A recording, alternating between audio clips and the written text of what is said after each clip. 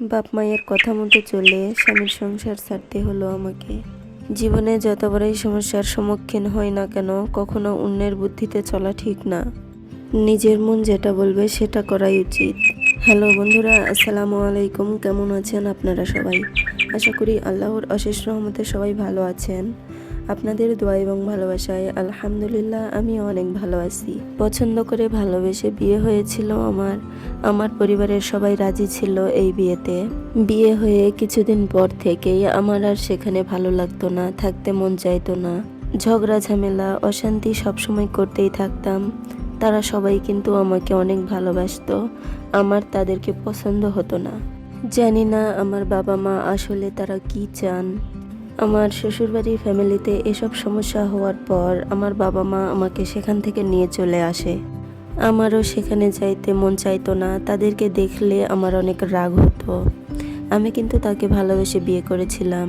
হয়তো আমার ফ্যামিলি থেকে আমাকে কেউ কিছু করেছিল, সেই জন্য আমার হয়তো এমন হতো। খুব একটা বেশি দিন তার সঙ্গে আমার সংসার করা হয়নি। আমার বাবা মা আমাকে শাসন না করে উল্টো সাহায্য করেছে। তখন আমার বয়স খুব একটা বেশি ছিল না, কোনটা ঠিক কোনটা ভুল বোঝার ক্ষমতাটাও তেমন ছিল না। বাবা মা যেটাই বলছে সেটাই করছি, তাদের কথা মতোই চলেছি। এখনকার মতো বুদ্ধি থাকলে আমি কখনোই তাকে ছেড়ে চলে আসতাম না। আমি যখন বাপের বাড়ি থেকে ডিভোর্স লেটার পাঠিয়ে দিলাম আমার হাজবেন্ডের কাছে, তখন ও আমাদের বাড়িতে এসে অনেক কান্নাকাটি করে। আমার পা ধরছে এবং আমার আব্বা আম্মার পা ধরছে আমাকে নেওয়ার জন্য। কেন জানি না আমার মন কখনোই গলেনি তার কথায়। কথায় আছে, একজনের মন ভেঙে সংসার ভেঙে কখনো নিজের সংসার গুছানো যায় না। আমার প্রথম হাজবেন্ডের সঙ্গে যখন আমার ছাড়াছাড়িটা হয়ে যায়, এরপরে আমার বাবা মা আমাকে অন্য এক জায়গায় বিয়ে দিয়ে দেন। বিয়ের পর নতুন নতুন অবস্থায় খুবই ভালো ছিলাম, খুব ভালোবাসতো আমাকে, খুব সাপোর্ট করতো। তারপর কয়েকদিন যেতে না যেতেই শুরু হয়ে গেল তাদের আসল রূপ।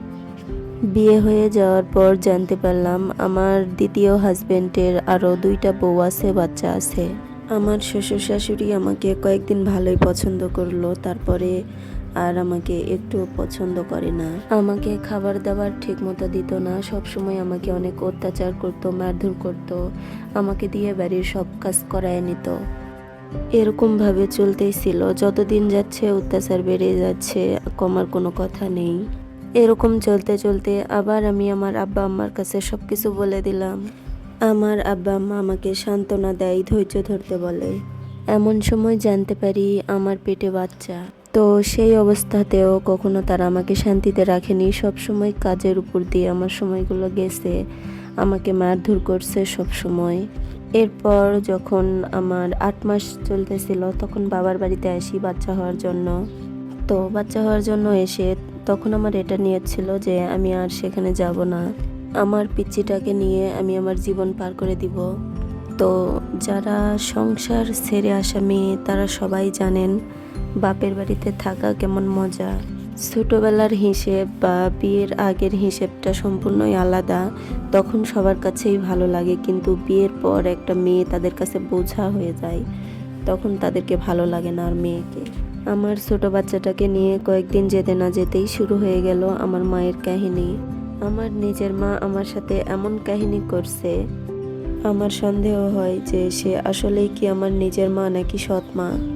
আমি যে আমার প্রথম শ্বশুরবাড়ি ছেড়ে চলে আসলাম, দ্বিতীয় শ্বশুরবাড়িতেও থাকতে পারলাম না।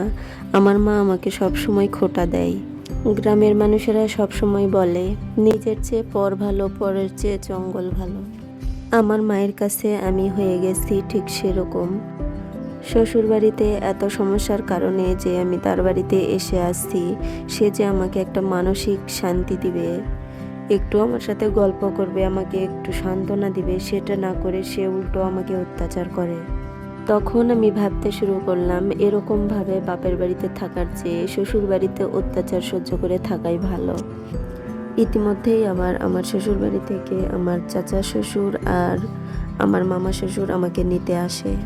আমার বাপ মা কি বলবে না বলবে সেটা না ভেবেই, কোনো কিছু সংকোচ না করেই আমি চলে আসছি আমার শ্বশুর বাড়িতে। শ্বশুর বাড়িতে আসার পর থেকে আমার দিনগুলো ঠিক সেরকমই যাচ্ছিল যেরকমভাবে আগের দিনগুলো যাচ্ছিল। আমার শাশুড়ি আমার বাচ্চাটাকেও তেমন কোলে নিত না। বাচ্চাটা কোলে করে নিয়েই আমার সব কাজ করতে হতো। এত কাজ করেও, এত ঝামেলা সহ্য করেও শান্তি লাগবে যদি পরিবারের মানুষগুলো একটু ভালো ব্যবহার করে। তো ভালো ব্যবহার তো করা দূরের কথা, উল্টে আমাকে আরো মারধর করতো। আমার প্রত্যেকটা কাজের উঠতে বসতে আমার ভুল ধরতো। বাচ্চাটার কথা ভেবে আমি চাইলে সুসাইডও করতে পারতাম না। এরকম ভাবেই যাচ্ছিল আমার দিনগুলো। এরকম ভাবে থাকতে থাকতে হঠাৎ করে একদিন অনেক রাত করে আমার হাজবেন্ড বাড়িতে ফিরলো। তখন দেখি তার সঙ্গে আরেকটা মেয়ে। তারপরে বাড়ির সবাই জিজ্ঞেস করলো যে এই মেয়েটা কে। তারপরে আমার হাজবেন্ড বলে যে ওকে বিয়ে করে নিয়ে আসছে আবার।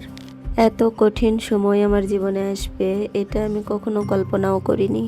তো আমাদের জীবনে এরকম আরো অনেক কিছুই ঘটনা ঘটে যেগুলো আমরা কল্পনাতেও ভাবি না। এরপর আমার হাজবেন্ড আমাকে বলে আমাদের দুজনকে নিয়ে নাকি একই রুমে ঘুমাবে, আবার একই বিছানায়।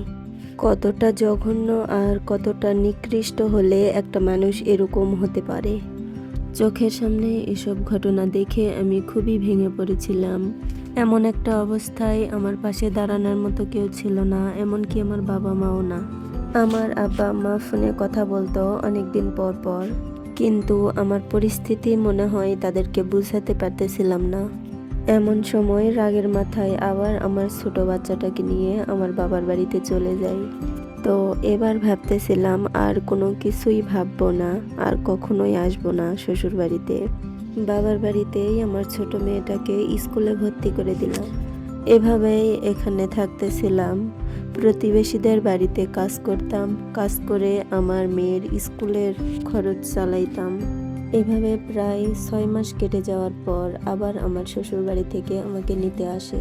এবার সরাসরি বলেই দিলাম যে আমি আর যাব না। এভাবে প্রতিনিয়ত আমার উপর অত্যাচার করবে আর কেউ কিছু বলবে না, আমি এটা সহ্য করতে পারবো না। এভাবে তর্ক বিতর্ক হওয়ার এক পর্যায়ে তারা আমাকে গ্যারান্টি দিল যে তাদের ছেলে নাকি আমার উপর আর কোনো অত্যাচার করবে না। এমন কথা শুনে আমিও ভাবলাম যে বাপের বাড়িতে এভাবে আর কতদিন থাকবো। শ্বশুর বাড়িতে গিয়ে আমার সন্তানের ভবিষ্যৎ গড়ি, আমার হাজবেন্ডকে আর একটা চান্স দিই। তো এরকম কথা ভেবে আবার চলে গেলাম শ্বশুর বাড়িতে। শ্বশুর বাড়িতে আসার পরে দেখলাম যে সবাই একটু পরিবর্তন হয়েছে। কথায় আছে যে কয়লা ধুলে ময়লা যায় না, গ্রামের লোকেরা বলে। এখনো কোনো চিল্লাচিল্লি মারধর কিছুই কমে নাই। আর রইল আমার বাচ্চাটার কথা, বাচ্চাটা তো আমি বাবার বাড়ি থেকে নিয়ে আসি নাই, এই সন্তানটা তো তাদেরই। আমি গর্ভে ধরছি বলে আমার বাচ্চাটাকেও তারা আপন করতে পারেনি। এভাবেই আমার জীবন যাচ্ছিল। ধৈর্য ধরতে ধরতে এখন আমার এগুলো অভ্যাস হয়ে গেছে। আপনাদের সঙ্গে গল্প করতে করতে আমার সংসারের অনেক কাজই করে ফেলে দিলাম। এই গল্প কাহিনীটা হচ্ছে আমার জীবনের নয়, এটা আমার একটা প্রতিবেশী আপুর জীবনের গল্প।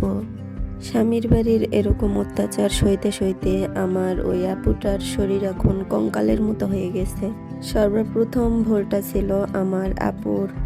যদি প্রথম স্বামীকে না ছেড়ে আসতো তাহলে এখন হয়তো কিছুই হতো না, সুখে শান্তিতে তার জীবন কাটতো।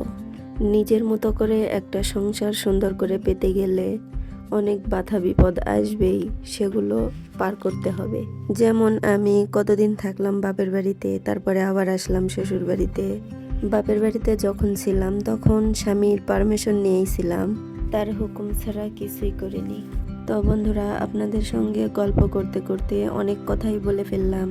যদি কিছু ভুল বলে থাকি তাহলে দয়া করে ক্ষমা দৃষ্টিতে দেখবেন। আর ভিডিওটি ভালো লাগলে একটা লাইক দিয়ে চ্যানেলটি সাবস্ক্রাইব করে দয়া করে একটা শেয়ার করে দিবেন। আর আপুটির জীবনের গল্প আপনাদের কেমন লাগলো, আপনাদের কি মতামত, কিভাবে চলা উচিত অবশ্যই কমেন্ট করবেন। আজকের ভিডিওটি এই পর্যন্তই। সবাই ভালো থাকবেন, সুস্থ থাকবেন। আল্লাহ হাফেজ সবাইকে।